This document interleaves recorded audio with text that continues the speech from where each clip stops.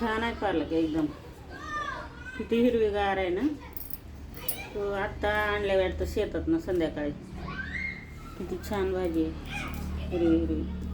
आता तुरीची डाळ आहेत ना, हे बनवायचं आहे. तुरीची डाळ घालून पालकचा गरगाटा बनवायचा मस्त झणझणीत. आणि भात, बाजरीची भाकरी त्याच्याबरोबर खायला. अजून काय बनवायचं? शेंगदाण्याची चटणी. आम्ही खलबत्ता घेतलं बघा मित्रांनो, ह्याचं दगडाचं खलबत्ता घेतलं आम्ही. मेसवरनं मागवलं ऑनलाईन.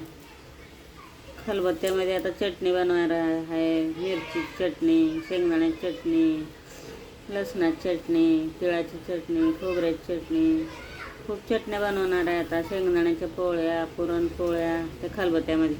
नवीन खलबत्ता घेतलं वाटायला. सगळं वाटायला पण येतं, कुटायला पण येतं. पुरण वाटायला येतं, शेंगदाण्याची चटणी कुटायला येतं, शेंगदाणे कुटायला येतात. लय मस्त आहे खलबत्ता. आता दाखवत तुम्हाला कुटताना एक दिवस. आता तिकडं किचनवर आहे ते, मी इथं बसले.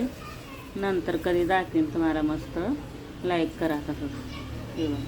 भाजी खायला या पालकची.